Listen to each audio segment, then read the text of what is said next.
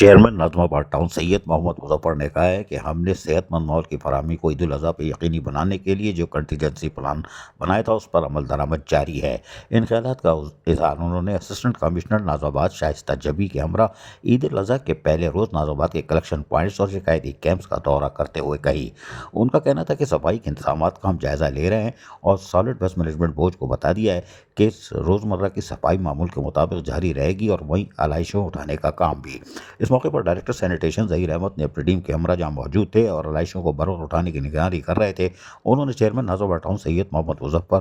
کو تمام تر اقدامات سے آگاہ کیا کہ کس طرح گلی محلوں سے علائشوں کو اٹھا کر ٹھکانے لگائی جا رہی ہے، یعنی کلیکشن پوائنٹ پہ لایا جا رہا ہے اور وہاں سے ڈمپنگ گراؤنڈ منتقل کیا جا رہا ہے۔ چیئرمین سید محمد مظفر اور اسسٹنٹ کمشنر شائستہ جبی نے کلیکشن پوائنٹ پر آنے والی رپورٹوں کا بھی جائزہ لیا کہ کتنی گاڑیاں چل رہی ہیں اور کتنی علائشیں آ رہی ہیں اور کتنی علائشیں کلیکشن پوائنٹ سے ڈمپنگ گراؤنڈ منتقل ہو رہی ہے۔ تاہم چیئرمین سید محمد مظفر نے کاموں پر اطمینان کا اظہار کیا اور کہا کہ ہم ناظم آباد ٹاؤن کو عید الاضحیٰ کے تینوں دن صحت مند ماحول کی فراہمی کو یقینی بنائیں گے اور اس میں ہر حال میں تمام تر کاموں کی وہاں خود مانیٹرنگ کر رہے ہیں تاکہ لوگوں کو ناظم آباد ٹاؤن کے لوگوں کو خوشنما ماحول دستیاب ہو اور علائشوں کو بر وقت گلی محلوں سے اٹھا کر کلیکشن پوائنٹ اور ڈمپنگ گراؤنڈ پہنچایا جائے۔ انہوں نے کہا کہ چونے کے چھڑکاؤ اور اسپرے کو ہر حال میں یقینی بنایا جائے تاکہ تعفن زدہ زندگی سے لوگوں کو نجات مل سکے۔ اس موقع پر سالڈ ویسٹ مینجمنٹ بورڈ کو بھی واضح طور پر ہدایتیں جاری کر دی گئی ہیں کہ وہ کاموں کو فی الفور